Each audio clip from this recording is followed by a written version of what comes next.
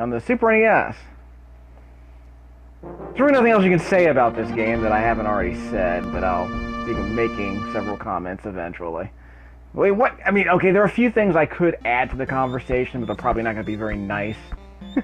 But I'm somewhere betwixt and between defending this game for being a very straightforward platformer with a bit of, a bit of that hop and bop zen, and being sort of an ugly, plasticky, discount version of Mario.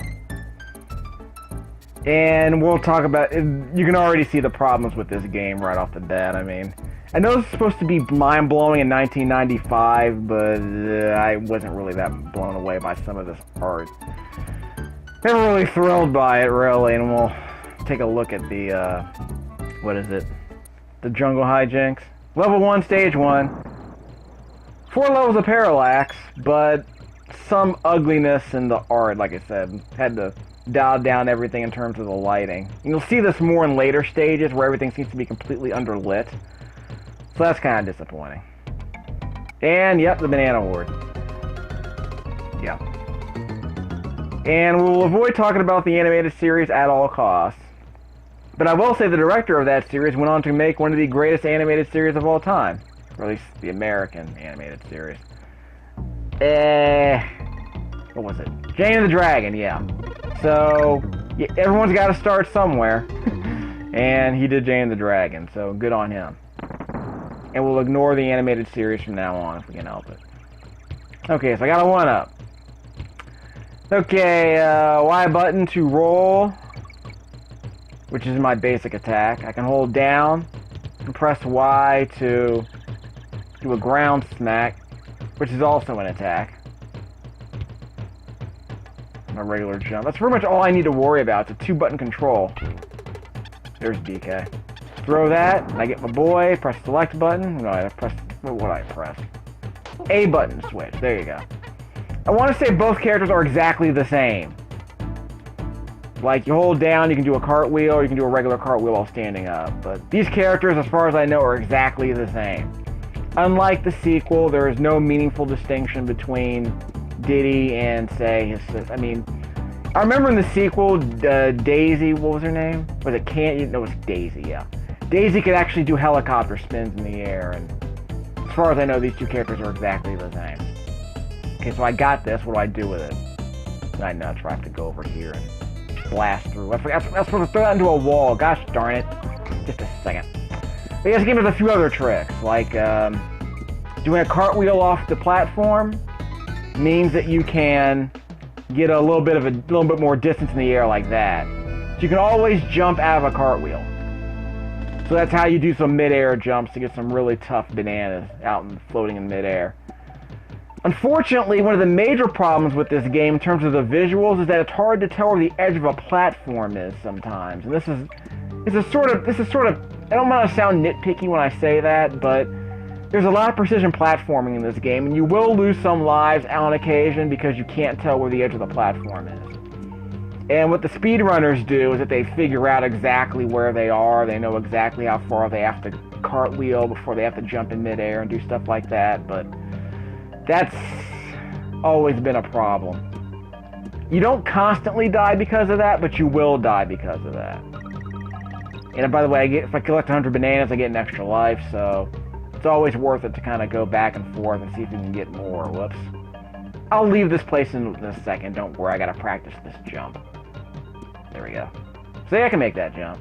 So that's how you know it's a required mechanic in this game at some spots. The game wants you to actually collect some of these bananas by teaching you can actually do these cartwheels in midair. But I don't know if it's required for any stages, except for the very end of the game, but it's definitely required for some of the bonuses and such. Hidden areas and all that. Whoops! Missed it again. I gotta work on that. Lag seems perfectly reasonable on these controllers, by the way. These built-in SNES Classic controllers, so good on them. No complaints really about the responsiveness of these controls here. Can I get that? Darn it! Might be another way to get that. Just an extra 1-up though, I probably won't even need it. This is where I can go to stash 1-up space. I can hoard 1-ups right around here. In this area and later levels. So the game's as hard as you make it, really. Whoops. Okay, I gotta go back, I gotta get him back. That's my checkpoint. There's the other barrel. So I want to say if my partner weren't here, I want to say that that barrel would just be a regular barrel. That DK barrel would just be a regular barrel. Yep, I can get this guy. I need 3 of those ostriches to get the special level, right? Something like that. Because each character has 3. Each character has a special level. Every one of these mounts has a special character. Has a special area. So if you get all 3 tokens, I believe you have access to that special area, where you can get lots of 1-ups and such. This rhino mount that I have right here is very useful because I can bash through walls with it. Which means I can bash through walls and get secret areas without barrels. Oh yeah, I shouldn't be coming back here anyway. Can't skip this cutscene, but yeah, would be nice if the game acknowledged that, but anyway. And I got my mount, so that's good. I thought there was a secret area around here. I wonder where it went. Oh, and the bananas respawn, so that's also good. But can I jump around here and... If I can't cartwheel with this guy. So I can't cartwheel with this rhino. So, I don't think I can do any of these mid-air jumps. Whoops. But I can collect those bananas up there, so I can get another 100 of them to get that extra life. That's always useful. Whoops. I probably can't do this. I'll try one more time. Since I can't cartwheel, I'm just wondering if I can make this running jump, because I probably can't. Oops, see? Again with the fiddliness. The control's not bad, really. It's actually pretty good, but you have to kind of compensate for this rhino's momentum a little bit. But I can make this jump, so if I don't have to cartwheel, I can just make a running jump with this rhino. Whoops! This might be how I get that 1-up balloon up there, though. I wonder if I can make that jump. Nope, I have to go back all the way around to do it. So I guess this will be my research stream. I'll just do one video for this one area, because every time I play this game, I end up doing this crap. Whoops. Whoop! Got another banana. Can I get off the mount? Yeah. Press A to get off. Jump back on. He's panting like a dog. Again, I was never really wild about the character design in these games, but that's okay. The rest of the graphics are okay. So you can see the 6 layers of parallax I got going on here. It's a nice little trick. Because remember, the Super NES can only handle, what, 3 or 4 of them? So they cheat by using these tricks where they use those black lines, these black lines separating the foliage. So each layer of parallax back there has a little black line above it. But it's a very good parallaxing effect, so if you're curious how your system handles all the BS like dot crawl and, you know, if you want to know how well your Super NES display handles scrolling, this might be a good place to test it. This and Castlevania 4. So Castlevania 4 has a problem where, you know, there's so much detail that you'll be able to pick up a lot of the pixel, you'll be able to see a lot of the imperfections in the pixel art if you see the scrolling, so fair warning there. Okay, I'm probably gonna leave all this behind. Whoops, sorry. Okay, we'll move on. Don't worry. We're just getting started. The rest of the videos I do of this game won't be like this. I promise. Anyway, I doubt I'm gonna beat this game. I'm just gonna make as much progress as I feel like making at this point. Okay, running jump. Yep. There's my balloon. Ah, there it is. Over there. Can I get it? Yeah, I probably should have jumped off. Can I jump off the rhino? Yes, I can. I can press the A button and jump off the rhino. So that might be how I get the balloon. Let me check on that. Nope, can't do that. Let me try it. Let me see if I can do it. Shoot. Just a second. I'm practicing the mechanics here. Stop sassing me. In case I can't go up there. Okay, jump. A. I made it.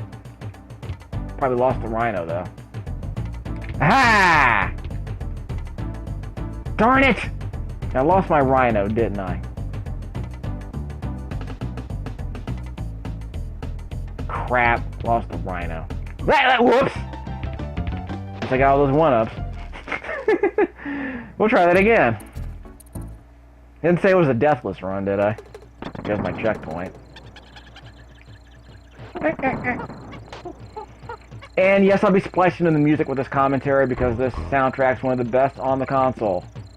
And I think it survived the emulation because there's not a lot of high-pitched sounds. Because I want to say the high frequencies aren't very well represented on this unit. I want to say it overcompensates by making the high frequencies sound extra tinny.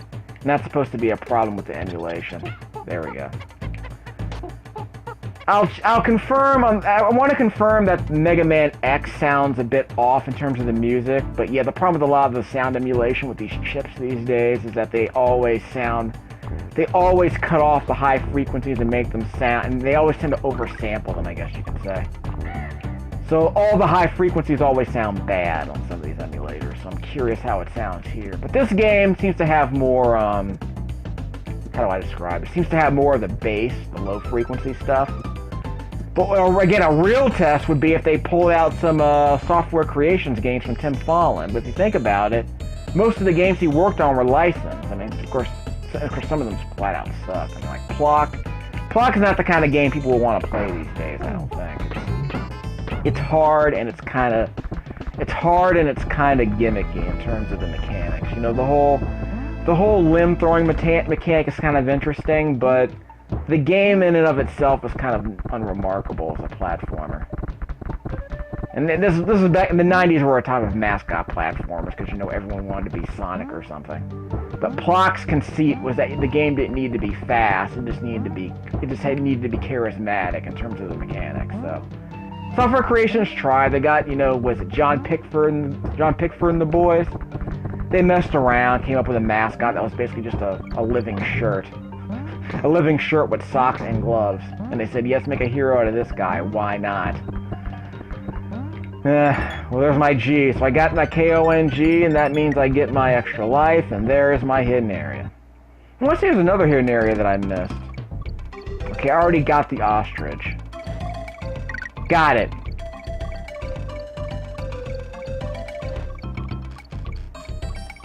Darn it! Ah, didn't time it right. Anyway. Da-da-da-da-da! Monkey muscle! Anyway, I had to do it. God, that show sucked. But for some reason, it was cute to see a animated character who could do super strength, like Popeye. That was basically his whole bit, was that, yeah. I mean, I want to say his whole bit, unlike his father, was that, yeah, Donkey Kong Jr. was just about, you know, he was a generic hero, but he was also about flexing every now and then, like Popeye. So that was his shtick. Whoops! Like Sinbad with his stupid magic belt. He tightened the belt, and he got jacked. You know, that's how you get juiced back in the day. Alright, here we go, I got this. So do I get, 2 of these? Whoop, that's my 3! Okay, so now I get the secret bonus area. With the ostrich. Bunch of 1-ups here. Collect all the coins, get 100, you get the 1-up.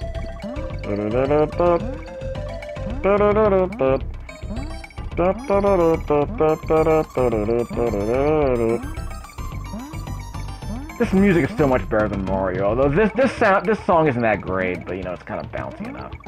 But yeah, this game, I mean, the music here has much more dimension than in any of the Mario games, so. Whoop, I forgot I can flap. Okay, I can flap. That's good. So I tell people all the time, it's like, look, you know, it's not, you know, a lot of Mario Zelda games, you know, there's a few good songs in them, but I just think they're kind of blah. F-Zero. What's the other one? Super Metroid's okay, I guess, but this game, it sounds like it's just way better. Like, you don't even have to like the game to like the soundtrack to this game. You know, it's new age. It's ambient new age for the most part. And the songs are long, too. I mean, they're not just, you know, like, you know, hummable songs. I mean, they have several verses, they have bridges, they have several verses, they have, you know, variations on the main theme, so the song might last 3 minutes. But it's got some moxie to it. Okay, so I can go back and, yeah, here we go. Yeah, this is the stage. This is the part I remember. So I got the extra life and another extra life because of the balloon. So all those lives I lost earlier, well, I'm up to 11 now. How many did I start with? 5? Not complaining. I can just keep coming back here to get one-ups. So I'm ready to go now. I've made my point. Okay. So we can stop here. We'll do this other crap later. And I'll definitely want to show you the mine area. So we'll get to that.